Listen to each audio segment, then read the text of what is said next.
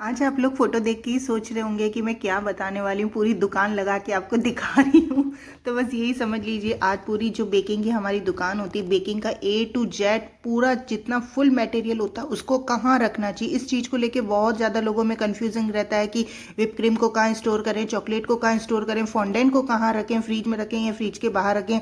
तो मैं आज आपको एकदम बारीकी से पूरा बताऊंगी आपको कैसे यूज़ करना है, कहाँ से परचेज कर सकते हैं, ऑनलाइन मिलेगा या ऑफलाइन मिलेगा, और उसे कहाँ फ्रिज में स्टोर करें या फ्रिज के बाहर रखें। पूरी ए टू जेड आपको पूरे बेकिंग के मटेरियल की आपको नॉलेज दी जाएगी। तो पूरा लास्ट तक देखिएगा, और आप बिल्कुल भी स्किप करेंगे तो हो सकता है कोई ना कोई चीज़ रह जाए। तो चलिए शुरू करते हैं, मैं आपको एक एक चीज़ के बारे में डिटेल में बताते हैं।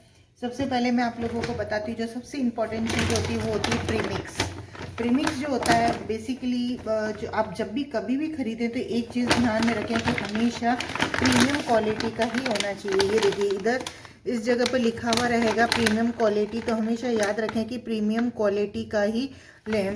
के पैक में भी आता है, 2 kg के में भी आता है, 1 kg में भी आता है।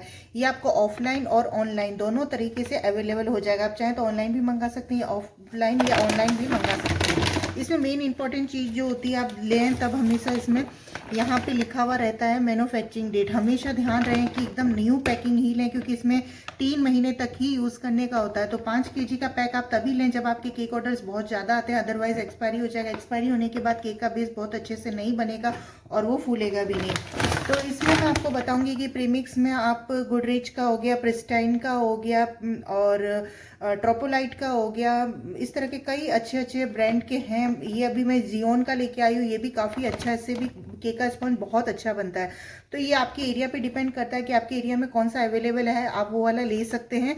बस ये याद रखें प्रीमियम क्वालिटी का रहें, और एक्सपायरी डेट होने के बाद उसको यूज़ ना करें, नहीं तो अच्छा नहीं बन पाएगा। चलो, इसको स्टोर करने की बात होती है तो इसको हमेशा फ्रिज के बाहर ही रखा जाता है। कभी भी प्रीमिक्स को फ्रिज के अंदर नहीं रखा जाता। इसको इस तरीके से खोलने के बाद, यूज़ करने के बाद, इस तरीके से जो क्लिप आती है, एयर टाइट पैक करके रखें। क्लिप लगा दें या चाहे रबड़ लगा दें, और उसके बाद एकदम अच्छे से पैक करके इसको किसी एयर टाइट कंटेनर के अंदर पैकेट सहित रखें। नेक्स्ट चीज़ की हम बात करें तो इस तरीके से जो क्रश आते हैं, ये जैसे पाइनएप्पल क्रश है, ये स्ट्रॉबेरी क्रश है, और भी कई तरीके के क्रश आते हैं, बट मोस्टली सबसे ज़्यादा यूज़ यही आते हैं, पाइनएप्पल क्रश और स्ट्रॉबेरी क्रश। मेरे पास ज़्यादातर जो ऑर्डर आता है वो चॉकलेट केक का आता है, या फिर इन दोनों में से ही कोई होता है। इसके अलावा रसमलाई केक का आता है, तो मैं रसमलाई केक का कभी भी क्रश यूज़ में नहीं लेती हूँ, मैं एकदम फ्रेश रसमलाई ही यूज़ में लेती हूँ, उससे केक ज़्यादा अच्छा बनता है। तो जो क्रश होता है उसको भी आप हमेशा मैन्युफैक्चरिंग डेट देखकर ही लें। मालास कंपनी का बहुत ज़्यादा कॉमन है, ज़्यादातर आप जिस भी एरिया में रहते हैं आपको इसी कंपनी का अवेलेबल होगा। तो इसमें भी छोटे पैक्स आते हैं, आप अपने यूज़ के अकॉर्डिंग ले लें। अगर आपको कम केक ऑर्डर्स आते हैं, कम केक बनते हैं, या घर के लिए ही आप बनाती हैं, तो इसमें छोटा पैक्स भी आता है इतना, तो आप उसी को लें। और इसको भी फ्रीज में रखने की कोई ज़रूरत नहीं होती। जी हाँ, इसको भी आप रूम टेम्परेचर पर रख सकते हैं। बस इसमें सबसे ज़रूरी बात ये रहती है कि इसमें कभी भी गीला चम्मच नहीं डालना चाहिए। आपको जितना भी यूज़ करना है कटोरी में निकाल लें, और फिर एकदम टाइट से ढक्कन बंद करके इसको रख दें। तो ये भी एक ये आता है, फीलिंग्स आती है। तो इसमें स्ट्रॉबेरी फीलिंग भी आती है, और भी कई तरह की आती है। ये पाइनएप्पल फीलिंग है, इसको भी फ्रिज में रखना जरूरी नहीं होता। इसको भी आप बस यही है कि एयर टाइट कंटेनर में रखें, और इसको बाहर रूम टेम्परेचर पे स्टोर कर सकती हैं। इसमें एक्चुअली बहुत बड़ा पैक मिलता है, बट मेरे फीलिंग बहुत कम यूज़ में आती है। तो आजकल शॉप वाले जो होते हैं, बड़ी रॉ मटेरियल केक की जो शॉप होती है ना, वो इससे छोटी छोटी पैकिंग बना के भी सेल करते हैं। तो मैं इस तरह की छोटी पैकिंग लेके आती हूँ, क्योंकि ये थोड़ी कॉस्टली आती है।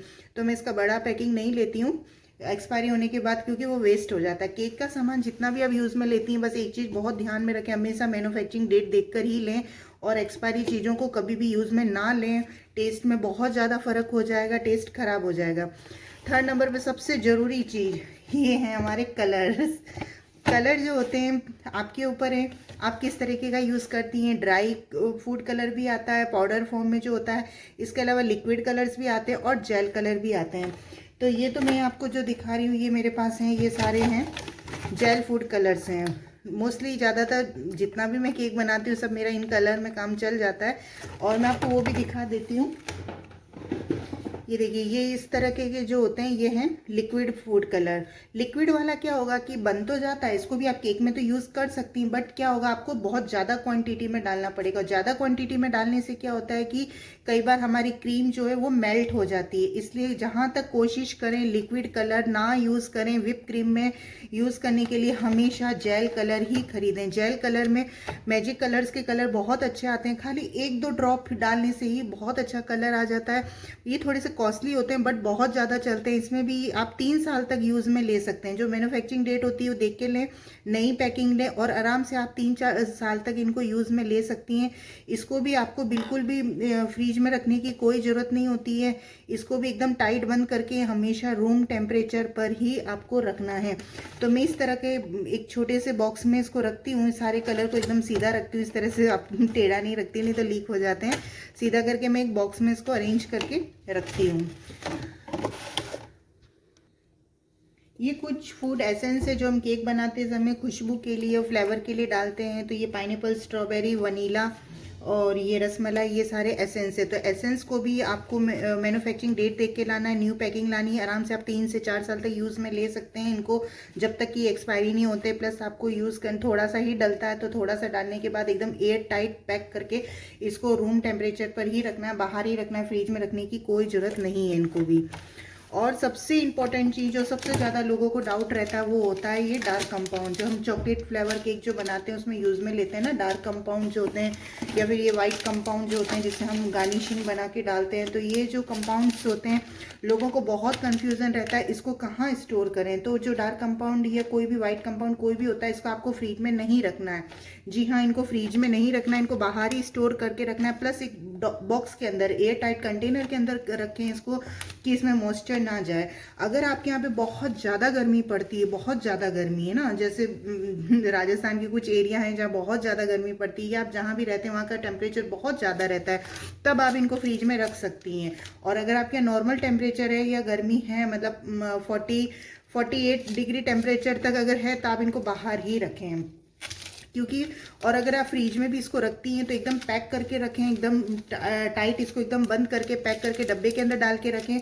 और जब भी यूज़ करना हो आपको तो एकदम निकाल के ही यूज़ ना करें, क्योंकि उससे क्या होता है कि चॉकलेट में मॉइस्चर चला जाता है। मॉइस्चर जाने के बाद वो मेल्ट होने लगती है, थोड़ा अपना पानी छोड़ेगी, मॉइस्चर छोड़ेगी, तो आपकी गार्निशिंग वगैरह बिल्कुल ख़राब हो जाएगी। तो हमेशा जब भी अगर आपने फ्रिज में रखा है, क्योंकि आपके यहाँ गर्मी ज़्यादा है, तो आपको पहले ही उसको निकाल के बाहर रख देना है। कम से कम 10 से 15 मिनट पहले बाहर निकाल के रख दें, उसके बाद ही उसको चॉकलेट केक के ऊपर अप्लाई करें। तो अगर आप बाहर रखेंगी ना तो इजीली चॉकलेट चॉप हो जाएगी और इजीली मेल्ट हो जाएगी।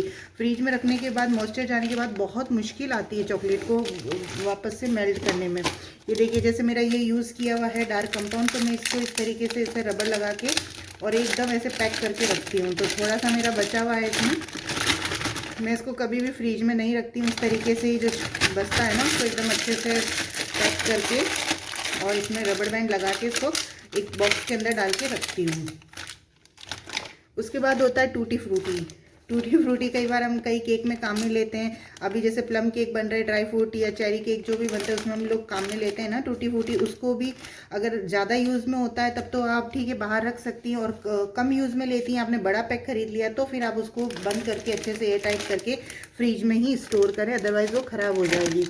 इसके अलावा जो हम डार्क फॉरेस्ट में काम में लेते हैं, चेरी जो इस तरह की होती है, ये देखिए मैं दिखा देती हूँ आपको। ये जो चेरी होती है इसको मैं फ्रीजर में ही रखती हूँ हमेशा।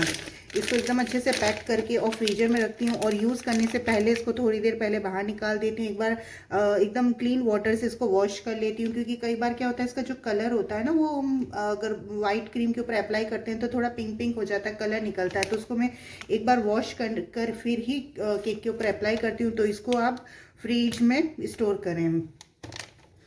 उसके बाद होता है कोको पाउडर। कोको पाउडर जो हम चॉकलेट केक वगैरह में काम में लेते हैं, कई यूज़ में लेते हैं बेकिंग में, तो इसको भी फ्रीज में रखने की ज़रूरत नहीं होती है। बस यही है, एकदम एयर टाइट पैक करके आप इसको बाहर रूम टेम्परेचर पर ही स्टोर करें। इसके अलावा ये इस तरह के होते हैं स्प्रे कलर्स। ये देखिए, ये सारे हैं मेरे पास स्प्रे कलर्स हैं। तो स्प्रे वाला जो कलर होता है, केक डस्ट भी बोलते हैं जिसको, गोल्डन डस्ट और सिल्वर डस्ट जो होती है, जो हम केक के ऊपर डस्ट करते हैं एकदम बढ़िया सी शाइनिंग लाने के लिए। तो ये जो केक डस्ट जितनी भी होती है, स्प्रे कलर्स होते हैं, इनको कभी भी फ्रिज में ना रखें, इनको बाहर ही रखा जाता है, रूम टेम्परेचर पर अच्छे से बंद करके रखें। और इसको फ्रिज में रखने से ख़राब हो जाएगा, इसमें मॉइस्चर चला जाएगा और उसके बाद ये अच्छे से स्प्रे नहीं हो पाएगा, बेकार हो जाएगा। तो इसको तो कभी भी फ्रिज में रखना ही नहीं होता है, इनको तो बाहर ही स्टोर किया जाता है। इसके अलावा ये होता है टाइलोस पाउडर, जो हम फॉन्डेंट वगैरह में यूज़ में लेते हैं थोड़ा सा डालने के लिए। उससे फॉन्डेंट क्या होता है कि एकदम वो मेल्ट नहीं होती है। तो टाइलोस पाउडर भी बाहर रूम टेम्परेचर पर ही रखा जाता है, इसको भी फ्रिज में नहीं रखते हैं। इसके अलावा ये होता है न्यूट्रल जेल, इसको भी इसको काम में लिया जाता है। न्यूट्रल जेल को, इसको भी फ्रिज में रखने की कोई ज़रूरत नहीं होती है। इसका जो ढक्कन होता है वो ऑलरेडी एकदम बिल्कुल एयर टाइट होता है। तो ये एकदम एयर टाइट कंटेनर में ही आता है। देखिए इतना इजीली खुल भी नहीं रहा था, खोलने में भी इसको बड़ी मुश्किल ही आती है। तो इसको एकदम से आप टाइट बंद कर कर इसको बाहर ही न्यूट्रल जेल को रख सकते हैं। इसको जेली जो होती है वही न्यूट्रल जेल जेली एक ही होता है, इसको भी फ्रिज में रखने की बिल्कुल ज़रूरत नहीं है हमें। उसके अलावा अगर आप मैदे से केक का बेस बना रही हैं तो मैदा वगैरह तो आपको पता ही होगा, ये तो सब बाहर ही रहता है। मिल्क पाउडर हो गया, मिल्क पाउडर भी हम बाहर ही रखते हैं, फ्रिज में स्टोर नहीं करते हैं। और फिर इंपॉर्टेंट चीज़ आती है व्हिप क्रीम। जैसे व्हिप क्रीम के बारे में तो लोगों को बहुत कन्फ्यूज़न रहता है। तो व्हिप क्रीम जो होती है तो अच्छी कंपनी की यूज़ करें, हमेशा प्रीमियम क्वालिटी की ही यूज़ करें। जैसे ट्रोपोलाइट बहुत अच्छी क्रीम होती है, प्रीमियम कंपनी की होती है। और इसको हमेशा, इसमें लिखा हुआ भी है देखिए, स्टोर फॉरजन, इसको हमेशा फ्रीजर में स्टोर किया जाता है। फ्रीज में भी नहीं, फ्रीजर के अंदर रखें, अदरवाइज ये ख़राब हो जाएगी। और इसमें ट्रोपोलाइट वाली जो होती है आप 1 साल तक यूज़ कर सकते हैं। इसमें मतलब मैन्युफैक्चरिंग डेट जो होती है जब से लेके 1 साल तक इसको आप आराम से यूज़ कर सकते हैं। बट अगर आपने इसको ओपन कर लिया है, पहले तो आपको उसको फ्रीजर में रखना है। और अगर आपने इसको ओपन कर लिया है तो ओपन होने के बाद इसको एकदम, जैसे देखिए मेरी ओपन करी हुई है, तो इसको एकदम अच्छे से पैक करके, जैसे मैंने क्लिप लगा रखी है, पैक करके, नहीं तो आप टेप लगा के स्टेपलर से पैक करके ऊपर से एक पैकेट लगा के एकदम बढ़िया से एयर टाइट पैक करके इसको फ्रीजर में रखें। नहीं तो इसमें अगर पानी चला जाएगा तो क्रीम आपकी मेल्ट होगी। तो इसको बढ़िया से पैक करके रखें। और जो आपकी व्हिप क्रीम बनी हुई है, जैसे ये तो अभी हमारी बनी हुई नहीं है, अगर आपने क्रीम को बीट कर लिया है, बनी हुई जो व्हिप क्रीम है आपकी, उसको कभी भी फ्रीजर में ना रखें, नहीं तो वो जम जाएगी। और जब आप उसको केक पे लगाएंगे, अप्लाई करेंगे ना, तो वो मेल्ट होने लगेगी, तुरंत पानी पानी हो जाएगा। तो बनी हुई व्हिप क्रीम को आप फ्रीज में रखें। और जो बीट की हुई नहीं होती व्हिप क्रीम, उसको फ्रीजर में रखा जाता है। और जो बॉक्स आपका खुल गया है उसको आप 1 से 2 महीने के अंदर यूज़ में लें, उससे ज़्यादा नहीं, नहीं तो टेस्ट में फ़र्क आ जाएगा। 1 से 2 महीने तक आप खुली हुई बॉक्स को काम में ले सकती हैं। और जो खुला हुआ नहीं है बॉक्स आपका, उसको आप आराम से जब तक वो एक्सपायरी नहीं होता है 1 साल तक यूज़ में ले सकती हैं, फ्रीजर में रख के। बेकिंग सोडा, बेकिंग पाउडर जो तो आपको पता ही होगा बाहर रहते हैं, इनको तो कभी हम फ्रिज में रखते ही नहीं है। इसके अलावा सबसे ज़्यादा डाउटफुल चीज़ एक और होती है जो लोगों को बहुत डाउट रहता है, वो होता है हमारी फॉन्डेंट। ये देखिए, जैसे ब्लैक फॉन्डेंट है, रेड फॉन्डेंट है, मेरे पास वाइट फॉन्डेंट, मैं 3 कलर की फॉन्डेंट रखती हूँ, बाकी की बन जाती है। तो प्रॉपर रेड और ब्लैक कलर आता नहीं है फॉन्डेंट में जब बनाते हैं, तो मैं प्रॉपर रेड और ब्लैक वाइट 3 कलर रखती हूँ, बाकी हम लोग जेल कलर डाल के भी बना लेते हैं। तो फॉन्डेंट को कभी भी फ्रिज में नहीं रखते हैं। जी हाँ, इस चीज़ को ध्यान से सुनिएगा, फॉन्डेंट हमेशा फ्रिज के बाहर ही स्टोर की जाती है, फ्रिज में नहीं रखी जाती है। उसको देखिए मैंने पैकेट में रख के एकदम टाइट बंद कर रखा है, और उसको मैंने एकदम सब पैकेट को एकदम टाइट क्लोजली बंद करा है। और उसके बाद मैंने ये वाला जो आइसक्रीम वाला बॉक्स होता है एकदम एयर टाइट रहता है, इसको एयर टाइट में बॉक्स के अंदर ही रखती हूँ। तो आपकी फॉन्डेंट बिल्कुल भी ख़राब नहीं होगी। फॉन्डेंट को भूल के भी फ्रिज में मत रख देना, अदरवाइज़ आपकी फॉन्डेंट पूरी ख़राब हो जाएगी। ये होते हैं हमारे डार्क चोको चिप्स होते हैं जो हम चॉकलेट केक में काम में लेते हैं। इसको भी आप बाहर स्टोर कर सकते हैं, इसको भी फ्रिज में रखने की कोई ज़रूरत नहीं होती है। चलिए अब बात करते हैं शुगर बॉल्स की। जो एडिबल बॉल्स होती हैं उसको देखिए मैं इस तरीके से रखती हूँ, फ्रिज में रखने की ज़रूरत नहीं होती है, मैं उसको एकदम एयर टाइट डब्बे में रखती हूँ। कंटेनर के अंदर, फिर से कंटेनर, इसके अंदर मेरी हैं शुगर बॉल्स। ये मेरी है सारी शुगर बॉल्स, बहुत सारी तरह तरह की रखती हूँ क्योंकि डेकोरेशन में बहुत ज़्यादा काम होती है। आजकल मुझे बहुत ज़्यादा थीम बेस्ड केक या कस्टमाइज केक बनाने का शौक चढ़ा हुआ है, तो उसमें मुझे बहुत तरह तरह की पर्ल्स और ये चाहिए होती है, कलरफुल भी हैं देखिए। तो इनका जो हमेशा कोशिश करें कि एकदम छोटा पैक लें, छोटे छोटे पैक लें जिससे कि जल्दी ख़त्म हो जाए। बड़ा पैक नहीं लें, छोटे पैक भी बहुत दिन चलेंगे आपके। तो छोटे पैक लीजिए और इनको एकदम टाइट पैक करके रखिए। ये देखिए जैसे मेरा ये खुला हुआ है तो मैंने उसको ऊपर रबड़ बैंड लगा के एकदम पैक करके रखा, और उसके बाद भी मैं डब्बे के अंदर पैक करके रखती हूँ। तो इस तरह के छोटे छोटे पैकेज जो खुले हुए नहीं हैं वो तो ऐसे ही रखे हुए हैं, जो खुल चुके हैं उन पर मैंने रबड़ बैंड लगा के रखा हुआ है। तो ये आपके बहुत चलेंगे। हमेशा छोटे वाले पैक लें और इनको एकदम टाइट बंद करके बाहर रखें, फ्रिज में रखने की ज़रूरत नहीं है इनको। और एयर टाइट कंटेनर में इसलिए रखें ताकि इसमें चींटियाँ ना जाएँ। इसमें ना चींटी बहुत जल्दी लगती है क्योंकि ये शुगर बॉल सी होती है, तो चीनी होती है, मीठी होने की वजह से बहुत जल्दी इसमें चींटियाँ लग जाती है। तो इसको हमेशा अच्छे से एकदम जो एयर टाइट कंटेनर हो उसके अंदर पैक करके रखें। तो कैसा लगा आज का मेरा वीडियो? आई होप आप लोगों के लिए बहुत हेल्पफुल रहा होगा। और अगर थोड़ा भी आप लोगों को नॉलेजेबल लगा हो, आपके लिए हेल्पफुल रहा हो, तो प्लीज़ प्लीज़ मेरे वीडियो को ज़रूर लाइक कीजिएगा, कमेंट कीजिएगा, शेयर कीजिएगा और सब्सक्राइब तो ज़रूर कीजिएगा। और बेल आइकन पर ज़रूर प्रेस कर दीजिएगा अगर आप लोग नए हैं मेरे चैनल पे, ताकि मैं नई वीडियो जब भी डालूँ तो आप तक नोटिफिकेशन आ जाए। और इसके बाद भी मैं एक बहुत अच्छा इन्फॉर्मेटिव वीडियो लाने की कोशिश करूँगी। मैं सोची हूँ कि मतलब हाफ़ केजी केक से लेके 1 केजी में और हाफ़ केजी में 250 ग्राम के केक में आपको कितना प्रीमिक्स लेना और किस साइज का केक टीन यूज़ में लेना है, ये भी बहुत ज़रूरी इन्फॉर्मेशन होती है जो बहुत से लोगों को नहीं पता होता है। ये मुझे 1-2 लोगों ने रिक्वेस्ट भी करी है कि इस पर आप वीडियो ज़रूर डालें, तो मैं ज़रूर डालूंगी कि कितने इंच का केक टीन आपको कितने केजी के केक के लिए यूज़ में लेना है, कितना प्रीमिक्स लेना है या कितना मैदा लेना है अगर आप मैदे से बना रही हैं तो इसका मैं एक वीडियो जल्दी से लाने की कोशिश करूँगी। तो बने रहिएगा, बेल आइकन पर ज़रूर प्रेस कर दीजिएगा ताकि नोटिफिकेशन आ जाए आप तक। और तो मिलते हैं नेक्स्ट वीडियो में।